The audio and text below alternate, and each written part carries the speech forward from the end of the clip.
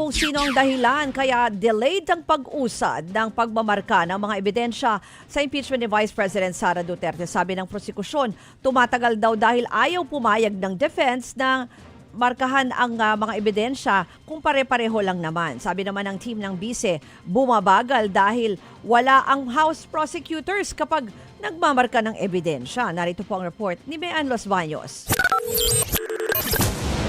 Sa Huwebes na ang deadline ng pagsusumite ng pre-trial order sa impeachment case ni Vice President Sara Duterte. Lalamanin nito ang roadmap o yung direksyon na tatahakin sa mismong paglilitis. Pero hanggang ngayon, hindi pa tapos ang pre-trial conference dahil sa pagmamarka ng napakaraming ebidensya. Sa Article 1 pa lang na tungkol sa confidential funds, 4,000 dokumento na ang kailangang markahan. May Article 2 pa na tungkol sa umano'y unexplained wealth ng bise. Kaya para masunod ang June 25 na deadline, iminungkahi ng prosekusyon na doblehin sa 8 ang nakatoka sa pagmamarka ng mga ebidensya. Sa ngayon kasi, 4 na teams lang daw ang may toka. 1 sa unexplained wealth at 3 sa confidential funds misuse. Giit ni Lead House Prosecutor Jervy Luistro, mas mabilis daw kung hindi nagsarili ng pagmamarka ng ebidensya ang kampo ni VP Sara sa common exhibits. Ito yung mga nagkakaparehong ebidensya sa parehong panig. Separate yung presentation and marking for the prosecution, papakita kay defense, patatatakan sa impeachment court, pepermahan ng prosecution, defense at saka ng impeachment court. So yung prosesong yun, uulitin mo uli pagdating dun sa defense.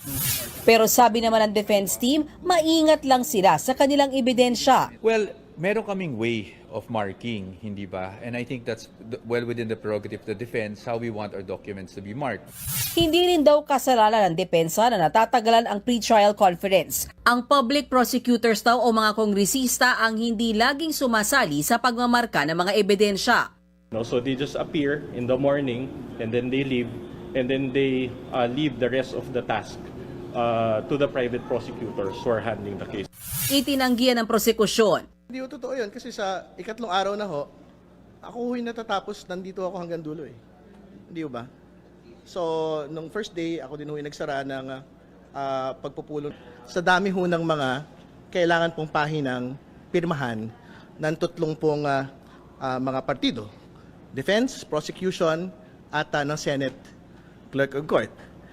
Yung pong mismong Clerk of Court, sinasabi din ho nila na limited din po yung mga tao nila eh.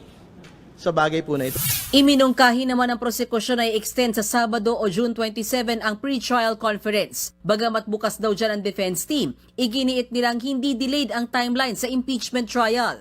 Si House Prosecutor Terry Redo naman, pinuna ang panggagaya umano ng defense team ni VP Sara sa kanilang mga testigo. Ito pong listahan po ng mga witnesses at documents ay essentially nagmumula sa House Justice Proceedings na kine-question ho nila from the very beginning. Hindi ba?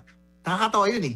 Sa kabila niyan, kumpiyansa ang dalawang panig na tuloy ang paglilitis sa bise sa July 6. Mga kapatid, patuloy po kayong tumutok sa 105.9 True FM para sa totoong balita, impormasyon, music, and entertainment. Mag-subscribe sa aming YouTube channel at podcasts. At sundan nyo rin po kami sa Facebook, Instagram, X, TikTok sa True Network PH. Bisitahin din po ang aming website truefm.ph at panoorin kami sa True TV Signal Channel 19. Kami po ang 105.9 True FM. Laging true sa'yo, kapatid. Ito tayo sa totoo, tunay at tapat.